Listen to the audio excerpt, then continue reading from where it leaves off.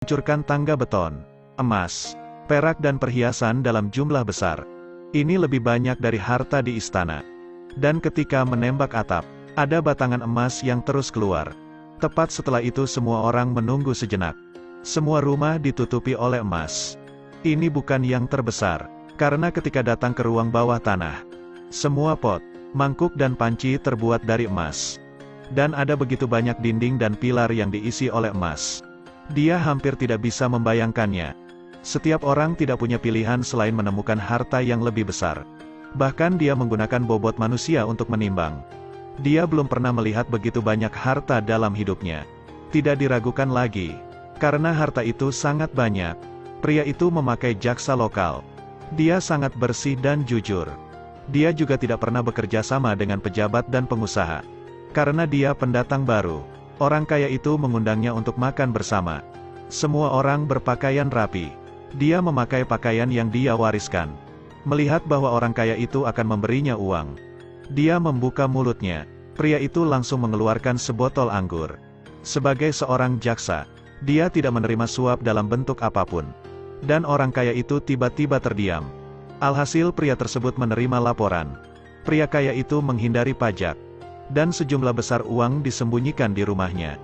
Jadi pria itu mulai menyelidiki. Dia menemukan bahwa orang kaya memiliki banyak harta. Tetapi pajak yang dibayarkan tidak sesuai. Kemudian kembali bekerja, mulailah memeriksa orang kaya itu. Semua laporan keuangan lebih serius dari yang dia bayangkan. Setelah itu dia segera mengajukan surat perintah penggeledahan kepada atasannya. Keesokan harinya pria itu memimpin pasukan besar untuk menggerebek rumahnya. Pada awalnya dia tidak keberatan. Tetapi dia juga mengatakan jika kau tidak dapat menemukan apapun, hidupmu akan dalam masalah. Ketika seorang pria mendengar ini, dia merasa takut. Sekarang dia telah datang. Aku yakin tidak akan kembali dengan tangan kosong. Dia mendapat perintah untuk dikeluarkan. Dan sejumlah besar orang mulai mencari. Pabrik utama berada di ujung tempat tidur. Mereka mencari dari atas hingga bawah, luar dan dalam. Tetapi mereka tetap tidak menemukan apapun. Orang kaya itu menunggu polisi memeriksa. Mengapa dia tidak turun dan melihat? Seperti yang kau bayangkan, tidak ada apa-apa selain harta di sekujur tubuhnya. Saat ini dia tampak sedikit bingung.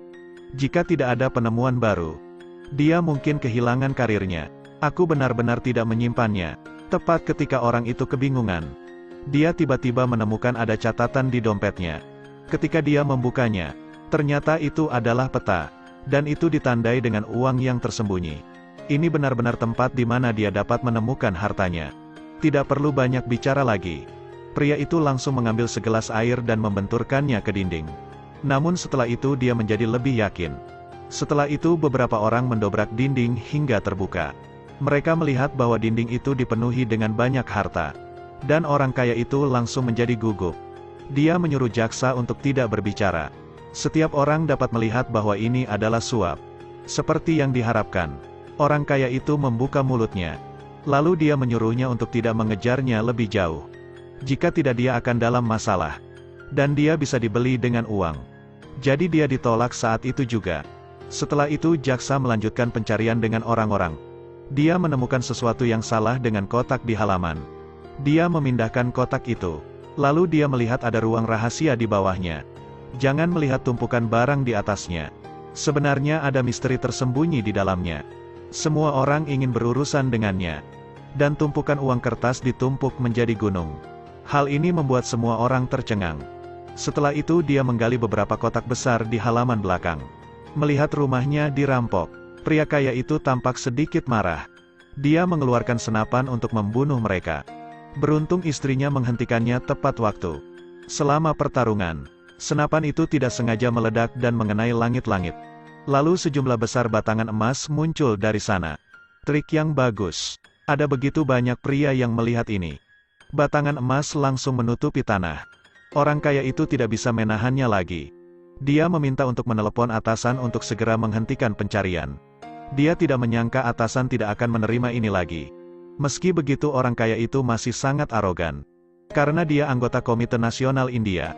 Bahkan Perdana Menteri ingin keluar untuk menyelamatkannya. Tetapi pria itu tidak menghentikannya. Dia juga menemukan sebuah mobil dan menyuruhnya pergi kemanapun dia mau. Begitu orang kaya itu masuk ke dalam mobil, dia langsung menunjukkan ekspresi puasnya. Seolah dia sangat bangga pada dirinya sendiri. Dia sangat percaya diri. Kemudian dia datang ke rumah menteri utama. Tetapi dia mengatakan bahwa dia tidak berhak ikut campur dalam masalah ini. Lalu menyuruhnya untuk memikirkan cara lain. Dengan enggan dia menemui wali kota. Tetapi wali kota tidak menyebutkannya lagi. Dia baru saja melakukan panggilan. Dia menyuruh pria itu untuk pergi setelah penggeledahan. Karena ada surat perintah penggeledahan di tangannya. Jadi tidak ada yang bisa menahannya. Pada saat yang sama, orang kaya itu akan melapor kepada atasan. Beri tekanan agar pencarian ini dihentikan. Semua upaya sebelumnya akan sia-sia. Tapi semuanya ada dalam permainannya. Dia sengaja melepaskan orang kaya itu. Gunakan waktu ini untuk menemukan sisa hartanya. Jika tidak maka orang kaya itu akan semakin arogan. Sejauh ini uang yang dicuri telah ditemukan. Tetapi jumlahnya masih jauh dari cukup. Sementara orang itu berpikir, seorang pembantu datang dan berkata, "Tidak ada yang seperti itu di rumah. Tiang dan tangga di sini telah direkayasa." Begitu pria itu mendengarnya, dia tiba-tiba menyadarinya, minta seseorang untuk membuka pilar itu. Dan benar saja, ada sejumlah besar uang tunai yang tersembunyi di dalamnya. Lalu hancurkan tangganya, dan ada banyak sekali batangan emas dan perak dari segala jenis. Hartanya memang terlalu banyak.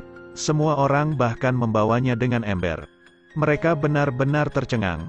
Lebih dari selusin harta ada di tanah. Hitung harta yang ada. Saat itu dia menerima telepon dari Perdana Menteri. Dia sedang mencari uang curian dari mereka. Orang kaya telah menemukan Perdana Menteri. Dia juga menemui posisi hari ini. Orang kaya memiliki banyak bantuan. Perdana Menteri memerintahkan mereka untuk menghentikan aksinya. Tetapi akhirnya mereka bisa menemukan semua hartanya. Pria tersebut meminta Perdana Menteri untuk menandatangani dokumen. Kemudian mengirimkannya ke kantornya untuk mencegah orang melakukan ini lagi. Tapi bagaimana hal semacam ini bisa dibawa ke publik? Perdana Menteri melihat hal tersebut. Dia tidak punya pilihan selain melakukan sesuatu. Dia hanya bisa meninggalkannya dalam keadaan marah. Pulang dan temui jaksa lagi. Langsung naikkan harganya. Jika mereka berhenti mencari, maka semuanya akan baik-baik saja. Pria itu menolaknya lagi. Orang kaya itu sedikit marah. Setelah melihat hasilnya, dia tidak punya pilihan lain. Dalam perjalanan pulang, dia menemukan dua orang yang menantangnya. Beruntung mobil itu melaju ke kantor polisi. Tetapi orang kaya itu masih belum jera. Dia mulai membeli penduduk desa dengan uang.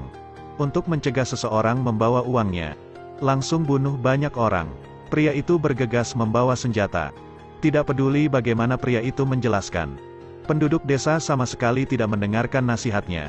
Situasinya semakin tidak terkendali. Pria itu akan meminta bantuan. Tetapi saluran telepon telah terputus.